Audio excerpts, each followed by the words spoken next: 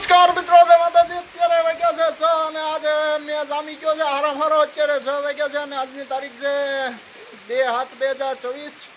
તો વરસાદ બહુ સારો જામી ગયો છે અને અત્યારે તો મારા બાપુજી આવી ગયા છે અને ફૂલે ફૂલ વરસાદ પડી રહ્યો છે. માલ લાટાણ આપણા ઘરે આવી ગયા છે. અહીંયા તો આપણું બધું ખાણ પડ્યું છે અને દુકાન પણ છે અને ખાડું આપણું આવી ગયું છે.